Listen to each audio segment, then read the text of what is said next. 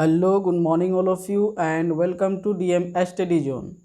यदि आप हमारे इस चैनल में फर्स्ट टाइम विजिट कर रहे हैं तो हमारे इस चैनल को सब्सक्राइब करें, साथ में बेल आइकन को प्रेस करें ताकि आने वाले हर एक वीडियोज़ का नोटिफिकेशन आपको समय समय पर प्राप्त होता रहे। यदि आपको इस वीडियो की पीडीएफ फाइल चाहिए तो टेलीग्राम ग्रुप ज्वाइन कर सकते हैं। उसके लिए वीडियो का डिस्क्रिप्शन में लिंक प्रोवाइड की गई है, जिससे आप लोग टेलीग्राम ज्वाइन कर सकते हैं और पीडीएफ प्राप्त कर सकते हैं। तो चलिए आज का सेशन हम लोग स्टार्ट करते हैं। फर्स्ट क्वेश्चन, किस देश ने एक नया महासागर निगरानी उपग्रह यांग 2D सैटेलाइट को लॉन्च किया है?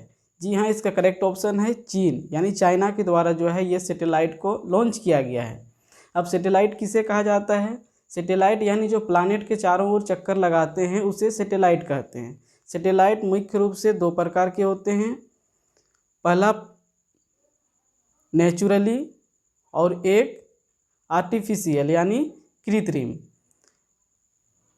चीन ने एक सभी मौसम और 24 घंटे गतिशील महासागर पर्यावरण निगरानी प्रणाली बनाने के लिए मुख्य रूप से अपने प्रयास के तहत एक नया महासागर निगरानी उपग्रह सफलतापूर्वक लॉन्च किया है, जो समुद्री आपदाओं पर प्रारंभिक चेतावनी प्रदान करेगा। इस उपग्रह को लॉन्ग मार्च 4B रॉकेट द्वारा उत्तर पश्चिमी चीन में जिवक्वान सैटेलाइट लॉन्च सेंटर से यांग 2D उपग्रह से ले जाने के लिए लॉन्च किया गया है। अब हम लोग चाइना की बात करें तो ये रहा मैप में चाइना। ये चाइना जो है एशिया महाद्वीप में स्थित है। इसके कैपिटल बीजिंग। इसके करेंसी की बात की जाए तो युआन। अब यहाँ के करेंट टाइम पे राष्ट्रपति शी जिनपिंग जी हैं। चीन भारत के बीच जो लाइन को डिवाइड करता है उसको हम लोग बोलते हैं मैकमोहन रेखा। अब नेक्स्ट क्वेश्चन में हम लोग आते हैं। नेक्स्ट क्वेश्चन, हाल ही में एशिया के दूसरे सबसे धनी व्यक्ति कौन बने हैं? First option Ratan Tata, second option Anand Mishra, third option Gautam Adani and जोंग सांसान। तो इसका करेक्ट ऑप्शन होगा गौतम अडानी, यानी फर्स्ट नंबर पे रतन टाटा हैं और दूसरे नंबर के धनी व्यक्ति की बात की जाए तो ये जो है, जो पिक्चर में आप लोग देख रहे हैं, इमेज में जो दिखाई दे रहे हैं, गौतम अडानी जी, ये जो है एशिया के दूसरे सबसे धनी व्यक्ति बन गए हैं। ये रिपोर्ट जो है ब्लूमबर्ग बिलियनियर्स इंडेक्स के मुताबिक जारी की गई है। गौतम अडानी चीन के जोंग सांसान को पीछे छोड़ उसका स्थान ले लिया है। नेक्स्ट क्वेश्चन, किस देश में अंडर 17 महिला फुटबॉल विश्व कप आयोजित किया जाएगा? तो इसका करेक्ट ऑप्शन होगा भारत। इसके कुछ इंपॉर्टेंट फैक्ट देखते हैं। 2022 में अंडर 17 महिला फुटबॉल विश्व कप का ये 7वां संस्करण आयोजित किया जाएगा। इसकी स्थापना मुख्य रूप से 21 मई 1904 ईस्वी को की गई थी और इसके हेडक्वार्टर कहाँ है? ज्यूरिक स्विट्जरलैंड में स्थित है। इसके करेंट टाइम पे अध्यक्ष हैं जियानी इन्फैंटिनो जी। अब नेक्स्ट क्वेश्चन में हम लोग आते हैं। क्वेश्चन नंबर 4, किस देश में आलोक रंजन झा को भारतीय राजदूत नियुक्त किया गया है? फर्स्ट ऑप्शन जर्मनी, बेलारूस, रूस, ऑस्ट्रेलिया। तो इसका करेक्ट ऑप्शन होगा बेलारूस, यानी ऑप्शन नंबर बी। अब आलोक रंजन झा वर्तमान में विदेश मंत्रालय में संयुक्त सचिव भी हैं। अब बेलारूस की बात की जाए तो मुख्य रूप से ये यूरोप महाद्वीप में स्थित है। इसके कैपिटल मिन्स्क। अब करेंसी की बात की जाए तो बेलारूसी रूबल है। यहाँ के राष्ट्रपति करेंट टाइम पे अलेक्जेंडर लुकाशेंको जी हैं। अब क्वेश्चन नंबर 5 में हम लोग आते हैं। क्वेश्चन नंबर 5, हाल ही में वर्ल्ड कोरियोग्राफी अवार्ड 2020 जीतने वाले पहले भारतीय कौन बने हैं? रवि मेहरा, रमेश बंसल, सुरेश मुकुंद, अरुण कुमार। तो इसका करेक्ट ऑप्शन होगा सुरेश मुकुंद, यानी ऑप्शन नंबर सी। इसके कुछ इंपॉर्टेंट फैक्ट हम लोग देखते हैं। भारतीय कोरियोग्राफर सुरेश मुकुंद ने 10वां वार्षिक वर्ल्ड कोरियोग्राफी अवार्ड 2020 जीता है। यह प्रतिष्ठित सम्मान जीतने वाले पहले भारतीय बन गए हैं और उन्होंने hit America TV reality show world of dance में भी अपने काम के लिए टीवी रियलिटी शो प्रतियोगिता श्रेणी में यह पुरस्कार जीता है। नेक्स्ट क्वेश्चन, क्वेश्चन नंबर 6, किस संगठन ने दुनिया का सबसे बड़ा और सबसे शक्तिशाली अंतरिक्ष विज्ञान दूरबीन जेम्स वेब स्पेस टेलीस्कोप विकसित किया है?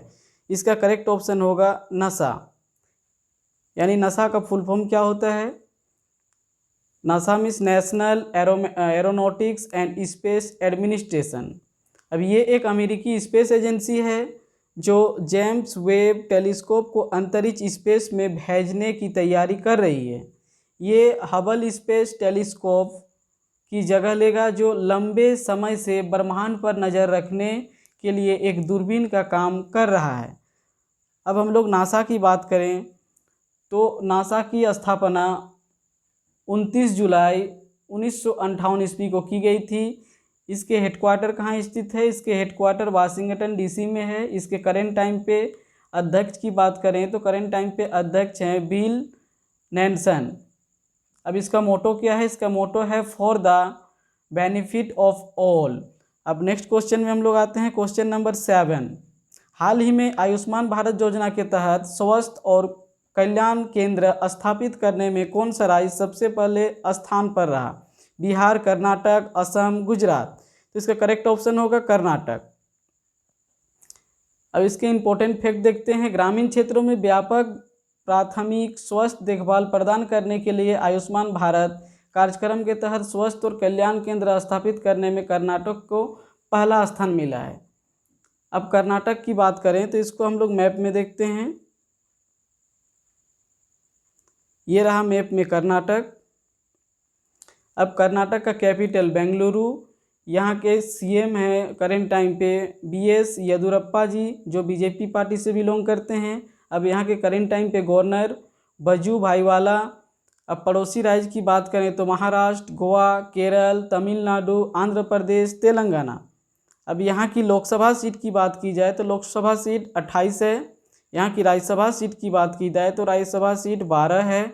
और विधानसभा सीट की बात की जाए तो विधानसभा सीटों की संख्या 225 है। अब नेक्स्ट क्वेश्चन में हम लोग आते हैं, क्वेश्चन नंबर 8।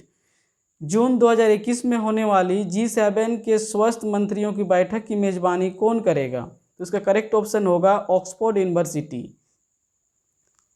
अब इसका उद्देश्य क्या होगा? इस बैठक में विश्व के अग्रणी देशों के नेता ग्लोबल हेल्थ सिक्योरिटी, सभी देशों का आर्थिक विकास और कोविड-19 महामारी से संबंधित मुद्दों पर चर्चा करेंगे। अब इस बैठक की मेजबानी करने के लिए ऑक्सफोर्ड यूनिवर्सिटी को चुनने का मुख्य कारण कोविड-19 के खिलाफ लड़ाई में इसकी अहम भूमिका है। जो ये अहम भूमिका जो निभाई है, इसके चलते जो है ये ऑक्सफोर्ड यूनिवर्सिटी में आयोजित की जा रही है। अब G7 दुनिया की 7 बड़ी विकसित और उन्नत अर्थव्यवस्थाओं वाले देशों का समूह है। G7 के अंदर कौन कौन से देश हैं? तो सबसे first America, Japan, United kingdom, France, Germany, Italy और कनाडा। तो G7 की बात की जाए तो G7 का नाम सबसे पहले G6 के नाम से जाना जाता था। तो ये पहले जो है मुख्य रूप से G6 के नाम से जानते थे। 1976 के बाद जब कनाडा इसमें शामिल हुआ, उसके बाद से इसको जो है G7 के रूप में जाना जाता है। नेक्स्ट क्वेश्चन, हाल ही में DRDO ने कोविड-19 एंटीबॉडी डिटेक्शन किट विकसित की है, इसे क्या नाम दिया गया है? तो जी हाँ, इसका करेक्ट आंसर है सी, यानी डिफकोवेन। डिफकोवेन किट सार्स कोव-2 वायरस को डिटेक्ट करने में सहायक होगी। अब DRDO की बात करें तो DRDO की स्थापना 1958 को की गई थी। अब इसके हेडक्वार्टर न्यू दिल्ली में स्थित है। अब इसके करेंट टाइम पे अध्यक्ष हैं जी सतीश रेड्डी। अब नेक्स्ट क्वेश्चन की ओर हम लोग चलते हैं, क्वेश्चन नंबर 10। हाल ही में प्रधानमंत्री स्वास्थ्य सुरक्षा योजना के तहत कितने की एम्स स्थापना को मंजूरी दी गई है? 14, 15, 17, 22। तो इसका करेक्ट ऑप्शन होगा 22, यानी ऑप्शन डी। तो प्रधानमंत्री स्वास्थ्य सुरक्षा योजना की शुरुआत मुख्य रूप से 2003 से की गई है, जो कि उस समय करेंट टाइम पे अटल बिहारी वाजपेयी जी जो है PM थे, उस समय से यह योजना चल रही है। अब 22 में से मुख्य रूप से अगर देखा जाए तो 6 एम्स बन करके तैयार हैं, उसमें से जो है 16 बचते हैं, तो 16 में काम जारी है। अब क्वेश्चन नंबर 11 आते हैं। क्वेश्चन नंबर 11, हाल ही में किस बैंक ने डिजिटल ऋण प्रसंस्करण प्रणाली शुरू की है? तो इसका करेक्ट ऑप्शन होगा IDBI। तो इसकी बात करें तो भारत के प्रमुख बैंकों में से एक सरकारी बैंक है, जो कि इसकी स्थापना 1 जुलाई 1964 ईस्वी को की गई थी। अब इसके हेडक्वार्टर मुंबई में स्थित है। करेंट टाइम पे इसके CEO हैं राकेश शर्मा जी, जो 10 अक्टूबर 2018 से लगातार विराजमान हैं। That's all, thank you.